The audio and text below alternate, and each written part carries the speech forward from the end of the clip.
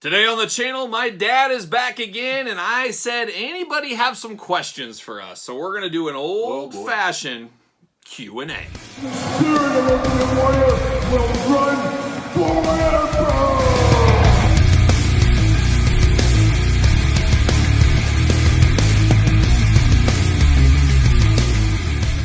Kyle here, back again with a special guest.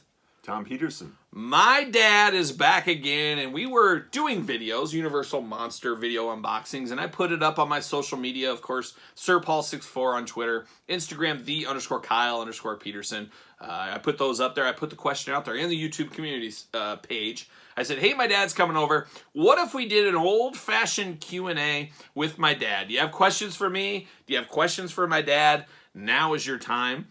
And Dad, we got some questions. Wow. Yeah. What am I getting into here? Who knows? Who knows what we're getting ourselves into? You never know where this Q&As might go. Okay. But you're going to be a champ. You're a pro. You said, I'll answer some questions. Hang in there. He'll answer. He'll do what he can. I got them all here on the phone. So without further ado, let's kick it off. Let's get down to the old Q&A. And the first one we got here comes from Twitter. You don't have a Twitter. No, I don't. Maybe one of these days. We'll see. That's some kind of bird. Yeah, it is. Exactly. This comes from Cody Christensen. Marvel or DC?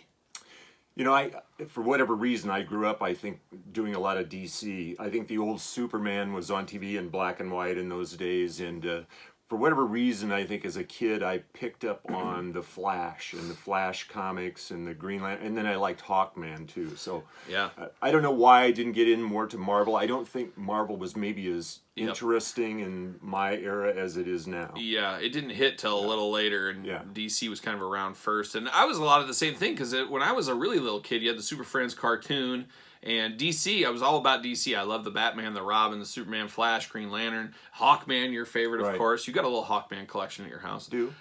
But yeah, DC just seemed like an older people, because you are older than me, I think. I am. Just a little bit. Yeah. Ancient. So, but I go Marvel. DC was my start, but then, of course, the late 80s, 90s, the Marvel Renaissance. And it's crazy right now how popular Marvel is compared to even when I was a kid. Just times have changed. The old change into the guard, as Bob Dylan would say. There you go. Street Legal album, of course. All right. John Logan asks, any celebrity encounters or meeting any wrestlers with Kyle back in the day? I don't know if we ever met any wrestlers together. I don't think so. I don't think so. I think you did for the most part, and I would be sitting in the stands chaperoning you and your friends. Yeah, I'll never forget the time. My biggest one ever was the Ultimate Warrior. The bathroom was closed. There was like a secret bathroom at the arena kind of behind, and we were in the bleachers at old Vets Auditorium. Right. And I went down there to go pee, and the Ultimate Warrior was in there peeing, and it was the greatest thing ever. I mean, I couldn't believe it. He had a leather coat on. He had his wear. I mean, I think he had already wrestled at that point, but he had to go in there and do his business quick, and I just remember saying, Ultimate Warrior, and he patted me on the head as he walked out and said, hey, kid, and just gave me a little pat, and I've never washed my hair since. Wow. Never have. Yeah.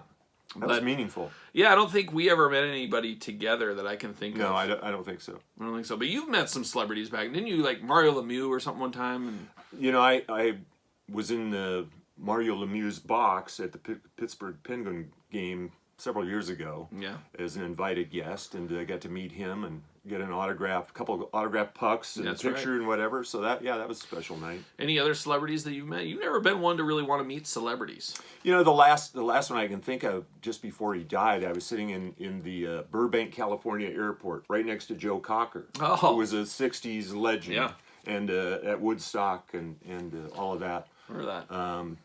You know, most of the time it would be at an airport. So I'd bump into someone. I've seen some sitcom people and Cagney and Lacey, people like that. You know, you happen to be sitting by.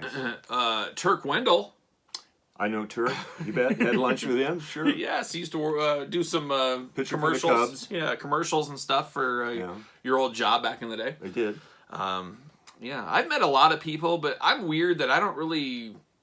Like, when I meet people, it's like, I don't know what to say. It's like, what do you say? Oh, I like your work. Yeah, thanks. You know, that's it. There's very few people. The Ultimate Warriors of the world I'd love to meet. Boss Rutan, I always say I'd love to meet Boss Rutan. I think him and I would be best friends. Don, the Predator Fry, would be a great one to meet. I'd love to meet Don Fry. I'd love to see Don, too. Yeah, and I don't know.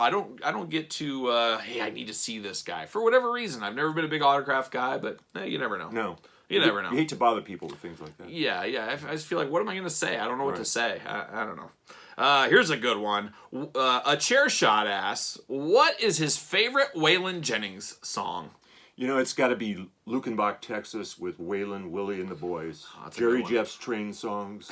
You know, all That's that, right. all that stuff in there. But in full transparency, you're not a big country music guy at all. No. No, especially, I know you hate the hat country, the 80s. Well, you actually like I like old Hank Williams. Hank Williams, And the old one or the I do- junior? No, the old. Ready for some old- football? Older one. No, not that one. The older one, who was a genius songwriter. I think he died at like 26 years old and had more hits than probably anybody in country music. But and I did like some of George Strait once in a while. And see, I'm a big country fan, but not really. I only like some of the outlaw country. I like the Jerry Reed, of course. He's bounded down. I love all the Jerry Reed stuff. Very underrated. I like Hank Williams III. That's Hank Jr.'s son. Oh, yes. Yes. I didn't know that. Carrying it on. Okay. It's a family tradition. One Good might for say. them. Sure. Waylon, Willie, Johnny Cash, Carl Perkins. Those are my staples. The And of course, closest, I think I would get to that would be Leonard Skinner and the Allman Brothers. Oh, there Two you of go. my childhood, Yeah. teenage favorites, along with many others. But There you go. Well, and then Chris McPherson asks, when can we expect a starting lineup video? You really don't have any starting lineups anymore is the problem. That's the thing. You can pretty much. I'm going to do a video on this one day, but you know when you get older and you retire, you can't keep this stuff forever. It's got to go, and you don't want to burden the world with it. So you kind of pared all that down. You got a few pieces, special ones. mostly the old hockey is in the boiler room. Yeah. That's hanging up. But the interest in that kind of waned quickly after late 90s or whatever. So. Did you remember ever counting how many starting lineups you owned at one time? I don't think we ever went through and counted, did we? No, We never but did. it was substantial. Yeah, it was substantial. It was a lot, and you still got a lot though. You got a lot of Larry Bird. You got a lot. Oh of, yeah, I kept lot all of the stuff. Celtics. Yeah. And favorite teams. So I don't know. I don't know if there's enough meat on the bone for a video. We could do maybe a little walkthrough, but I don't know. We'd have to think of a topic to talk about. I don't know what we'd talk about exactly, but we could figure something out maybe. Well, I don't think those figures is quite as dynamic as what you're getting today. McFarland and all these NECA and all these. There's a lot of good sculpting to these, and starting lineups are a little more generic. And that's the problem about McFarlane. As great as McFarlane is, he really helped kill starting lineups because Absolutely. he brought them to another level. And it's like, oh my gosh, you can't go back to, because starting lineups, we had guys that used the same head for multiple guys sometimes. McFarlane took it to the next level. He did that with all action figures. So in a lot of things, McFarlane needs to be celebrated for changing the dynamics of action figures, but also killing a lot of action figures. So we'll see. All right, here's another one.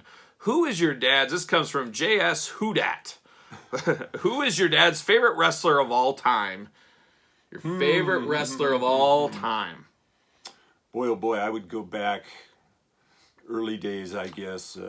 Warlord. They're done. Well, Warlord, I kind of picked him up as you were watching wrestling. But I go back to days like Superstar Billy Graham. I think he made an impression. That's back when the early days when I was in college. Yeah. And, AWA yeah, days. that group out of Minneapolis that we used to watch, the Vern Gagne troupe. Billy Graham was in there, and several others, Nick Bockwinkel and Larry Zbyszko and all of those. I met Nick Bockwinkel one time. He was a very nice guy. Just a pleasure. To He was meet. quite a heel in He Minneapolis. He was very arrogant, and he could bring people right through the television. And you had a roommate from Ecuador, I did. and he hated Nick Bockwinkel. He did because he thought everything he was saying was real. yeah. He couldn't believe the arrogance of the guy, and was Coming from Ecuador, he just couldn't believe this guy would be like that. how could he not be more polite? Yes, well, that's true. All right, but then the other question is, okay, so you're going to say Superstar Billy Graham. I will. And then how about your favorite tag team of all time? Bockwinkel and Stevens. Ray Stevens, Nick Bockwinkel, what a great team. That was a good one. You bet. Going back to AWA. And it seems to me like there was Larry the Axe Hynemi, who was Mr. Perfect's father. Yeah, Larry Henning. Larry Henning. Yeah. Recently died about a year ago. And Met him many times. yeah, he was in a tag team with our favorite Bobby Heenan? Bobby Heenan. Yeah. Okay. Yeah. Well, there you go. So we're going old school. How about a newer school tag team? What do you think of FTR? You a big FTR fan? I couldn't pick him out of the crowd. No. How about the Young Bucks? That Is this Stump the Band? It is. It is. How about I'm gonna see if you've heard of one of these guys. I'm gonna see if we can get the Hardy Boys. You ever heard of them? I did. I read all their books in the 1960s. That's right. Jeff and Joe Hardy, they were detectives. Their father was Fenton Hardy. Yes, that's true. Blue books. Yes, I think you still got some. Hardy collector's items, you bet. So he knows those Hardy Boys. All right, let's see who else. What other tag team can I pull out that you might know or you might not know? How about the New Age Outlaws? You ever heard of them? I can't say that I have, Okay. although there are a lot of New Age outlaws out there. I know. I see it on TV every night. Every night. How about, I'm trying to think of a good tag team. Just trying to stump you here. Just seeing if you might know, or you might not know. I don't know. How about, here's one. How about the Fabulous Freebirds? I remember them. Okay, so you got the Freebirds. I can't tell you who they are, but I remember the name. Michael P.S. Hayes. Okay. Terry Bam Bam Gordy. Okay. Buddy Roberts, Buddy Jack Roberts. Oh, there were three of them. Oh, yeah, there was Birds of a feather flock together. There you go. That's exactly right. And they had the Freebird rule where any two guys could wrestle. Oh, wow. So they would keep you guessing all the time. And then later on, well, you might remember this from our old times going to the shows back in the day, Demolition. Now, you know Demolition. You bet I do. Do you Axe remember and back? Smash. But do you remember when they added a third member to Demolition later on? I do, but I can't remember the guy. Axe, Smash, and the Warlord. He would crush.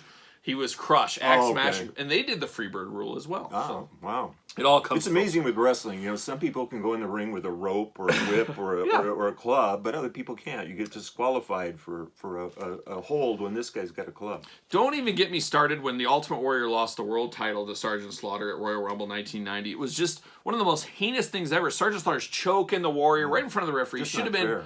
an immediate disqualification, but it wasn't. They let it go on, and the match went on. And then the Macho King came down, hit Warrior over the head with his scepter, knocking him out. Slaughter pinned him, took the title away. One of the all-time travesties in wrestling. Yeah. I don't want to get hot. I don't want to get hot about it. I will. I'll get hot. It kind of reminds you of one of our political parties. They ask you not to believe your lying eyes. That's true. Like the Eagles? Or we bring it back? Yeah. It came from there, yeah. All right. Do you hold any world records? Like myself, of course, one of Guinness's finest record holders right here, as you guys know. Daily Star Wars video in 2021. It didn't go possibly beyond, but I always say impossibly beyond, but it didn't. I mean, that was a lot of work I put in every single day. Never missed a video, as you guys know. But do you hold any world records? And if not, could you set a record? What would it be? I think all the world records I held have been broken. Oh. And I can't, they're so numerous, I can't go through them all in this short of video. But no, I can't think of one I would really want other than probably the lowest score out at the golf course. Oh, there you go. That the record holds. I have the 40-yard dash record at my old elementary school. I remember that. Rex Mathis. The remember 40-yard dash, kind of quick, just quick. And the beautiful thing here is the school closed down. They closed Rex Mathis Elementary. Sad times. But guess whose record lasts forever and is still on the wall? At least as of like 10 years ago. Last time I was in the building, because we used to have our meetings, our bonus meetings there back in the day. And my name was still up on the wall for that record. So I really going to live forever. You were really. fast. I remember that. I was quick. I was a quick little guy. I always had to bat first. But, you know, we are currently setting a record. We talked about this in our Wolfman unboxing just recently that I think, we'll have to call the people at Guinness at the end of the year, but I think we've done the most father and son NECA Universal Monster unboxings in the world. So we'll get double checked on that. We'll see. WWE Customs and Photos asked the question, did your dad ever think that you would be a figure collector? When I was born, so let's take it back. The day I was born, did you say, wait a minute, I see something in this kid's eye? I would say at least from the age of 2. That's when the He-Man started, and next came G.I. Joe, and next came all the rest, wrestling, and later on. But yeah, you seem to be taken to that. But no one enjoyed figures more, and no one kept them as nice as you did. So yes. it was fun to see you enjoy things like that. Perfect. That's about right. I mean, you just never know. You never know. I thought my kids would both be big wrestling fans, and they were for a little bit, and then now they don't want anything to do with it. Yeah. It's sad. So now I might have to start going to these wrestling shows by myself. It could be real sad. I bet you will. I talked you into going to the Pro Wrestling Hall of Fame last year in Waterloo. Do you think you'll go this year?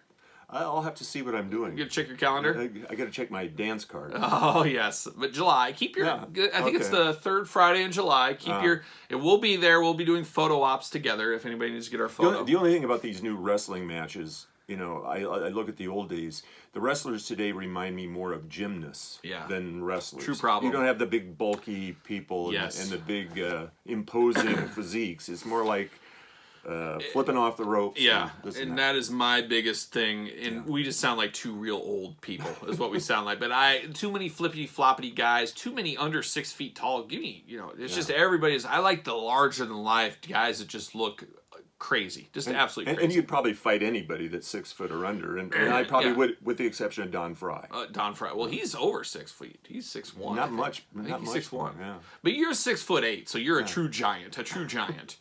Let's see. RC Propaganda. What was the most work you had to do to get a figure you wanted? So do you remember any extra challenging hunts back in the day? There was quite a few.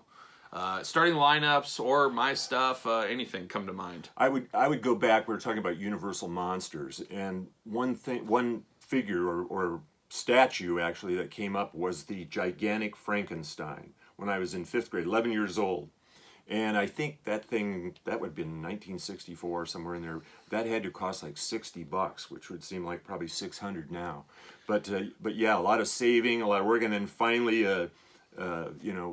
getting that thing and painting it. But that was a cash outlay in those days. And you work for your allowance, you mow the yard, you do all these things, and in those days it paid off. Well, and I can answer that for me too.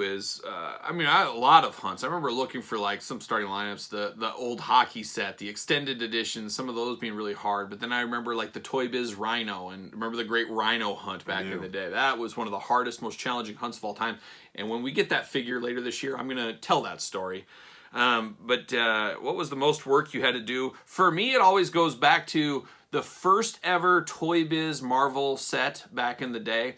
Toys R Us had this, and it was a weird time back then because they would have them, and then you could go to the store about every time. They'd always have them. It wasn't like, oh, you buy them and you might never see them again. Exceptions every once in a while, but the X-Men set, the first X-Men set hit, and I wanted it so bad. And remember the water grass? Is that what it's called? That's true. So you said, hey, my yard's got a bunch of water grass. I don't know if it was new sod or it what. It was new sod. You had this water grass, thick bladed grass that grows up through. And you pull it out with the root, and you got to pull each one out. And you said, Kyle, it was a summer day. You said, Kyle, I will give you a penny for every one you pull out. Yeah. And I don't remember what these figures were. Let's just say they were $10, $60, $70 is what this set cost. Probably less than that, but I sat there all day by myself with a big garbage can and meticulously counted every single blade of grass I pulled out. And I think it was more than the amount the figures cost. And I remember you pulling in for the driveway from your day at work and me running up to your car. Dad, I did it. Can we go to Toys R Us? I said, I got this whole thing. And I remember the garbage can was just heaping full of all this grass. And I said, you better get out there and you better count it. You better count it. You can check my math. It's right. And you just said, I'll take your word for it. What a deal. What a deal. But I sat out there in the hot sun all day. I pulled every single blade of that. And the reason for that, no herbicide will kill that grass. You have to pull it out. So that's why. There wasn't an easier way. It was probably the best because a lawn garden company would have charged you probably hundreds, and you got away with just some X-Men toys. Yeah. What a deal. Absolutely, deal. Truly, what a time to be alive. Let's see.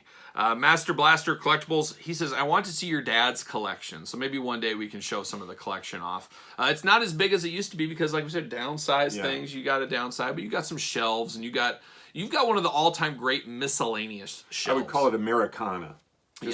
A little bit of this, a little bit of that. Yeah. You got a great miscellaneous shelf. So maybe one day in the future we'll do that. Muskoka Local. Did he collect before you, or was it at the same time? So before I was here, did you have any collections? We collected models as I was growing up, and my dad and I painted a lot of, back in first grade and kindergarten, even models of dogs, models of birds, then moved into airplanes and Navy and battleships and what have you. So that was really the collection, although kids in those days had a lot of rubber figures. We all called them horse and riders. It was cowboys and Indians and setting up wars and all these different things. And they weren't as intricate or as elaborate as the things they produce today. But yeah, I had a whole box full of those. Did you collect in the 70s and 80s? No. Anything? Like, did you collect anything? No, I didn't collect anything really until you got started with some of the wrestling and so forth, and the whole starting lineup thing is a story in itself. In that I really wasn't that interested in it. 1988 they came out, of course, and we looked at them, and you were hoping it was going to be like those old school models, is what you were really hoping. The old for. Heartland models that they produced in the early 60s. And you pretty much said in 88, so these don't even look anything like them. It's just it took a while. Yeah. Yeah, the 88s were totally generic, Yeah. and as it moved into the 90s, they looked more realistic. I can't remember what year you got really into. Was it 1990, maybe 89, 90? I think it was 93 when they introduced the first hockey set, which a lot of the reason I did that, I wasn't that interested in it, but you guys were collecting so many things. You're interested in starting lineups. So I said, well, I'll start collecting those. So I was kind of fooling you guys a little bit, saying, and then of course we hung them on the wall in a basement room and so on and so forth, and watched that collection grow. And then as you get into it, you get you pick up the bug yourself. You do, and then you're on the hunt, and then before you know it, you're at Toys R Us every morning to open. Before you know it, just the way it goes. But yeah, you didn't really collect. I don't remember you really collecting anything in the 70s, 80s because you were just a working man coming on your way up. You had no time. You had no time, and I know all about that. Yeah. And you were just buying stuff for your kids. Like, I'm buying Squishmallows for Elle every time we go to a store. And you say, hey, there's no money left. I got to... That's the way it goes. So, okay. All right. Ryan P13, would he be interested in doing a top 10 video of starting lineups? That could be something. Your top 10 favorite starting lineups of all time. I'd have to think about you would have to sit down and get a list together, but that's probably a more doable one. Of course, the holy grail of starting lineups was the gold Magic Johnson, which they supposedly only produced like 100 of them. Maybe it was an error, whatever. Yeah. But no one had that one, and it in the day it was highly expensive. Yeah, and I remember that. And you got some football, but you weren't as hardcore to football. There was some of the 88s football, and then the 88 Utah Jazz set was really hard. There was some 88 sets that were really hard to get too. But the 88 was interesting because it was regional.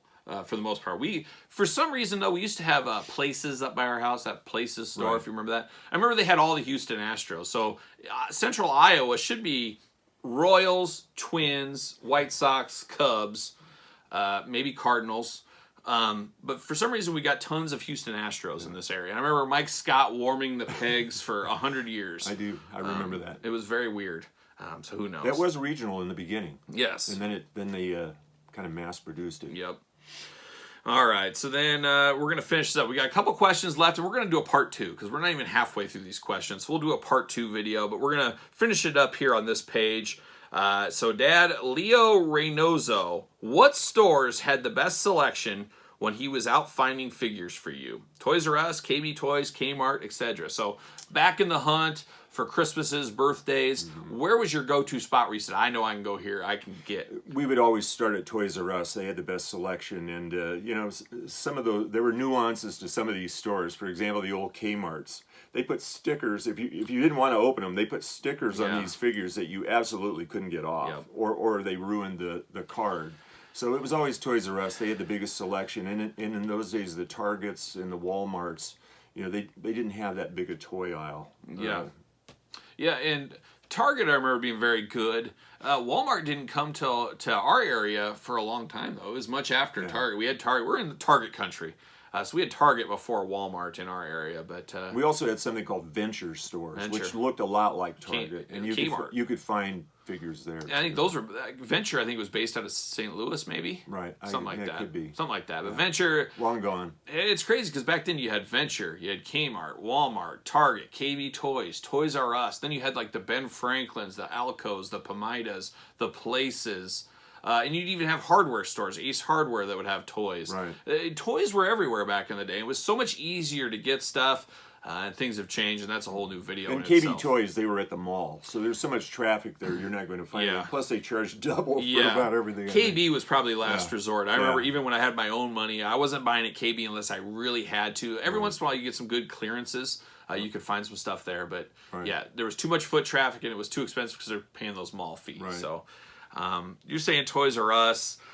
I'm going to say Kmart for me, because I remember a lot of times, remember that Kmart that used to be on Northeast 14th? Right. That was a hole in the wall. That was one of the first Kmarts to close before Kmart's closing was a thing. But there was that, and there was that Kmart on Hubble. True. And then there was there was a couple Targets, like where was that Target? Like on Euclid? There was one. And those I remember being really good, because those were more of the poorer areas. Well, it's called the poorer They were out areas of the way. town. They were out of the town. Yeah. Like that Northeast 14 Kmart, I remember finding a lot of good stuff there. But that was like around a bunch of truck stops and stuff. It like wasn't in like a community area, so there wasn't homes around it, so there was no people going there. So it was very weird. That's why it closed down. And the people that would go to the next door, Tractor Supply, didn't probably go over there and hunt Yeah, for figures. yeah. I mean, this was all for out of towners and stuff like that. Right. So I remember having a lot of success at Kmart back in the day. Rip Kmart. We'll never forget you. Maybe it'll come back like Toys R Us. And maybe Toys R Us will never really come back. But we're going to do the Great Canadian Adventure as a family. Maybe you want to come along. We're going to go to the Toys R Us's in Oh, I Canada. heard they have one now. They do, and they look just the same as our Toys R Us great. did. I see people's videos, and I'm like, Great. gosh, I just want to go. But anyways, that's probably the best hunting spots we had back in the day. So there's episode 1 of the Q&A. We'll be back for part 2 of the Q&A. Who knew there was so many questions? But we're going to get to every single one we got, at least as filming here. So we'll be back with round 2. In the meantime, make sure you subscribe to the channel, hit the old notification bell, follow us on social media. SirPaul64 is where you can find me. On Twitter, Instagram, _Kyle_Peterson, and Patreon for this video and a lot of other videos much, much earlier. So, Dad, we'll be back again with video number 2. Look forward to it.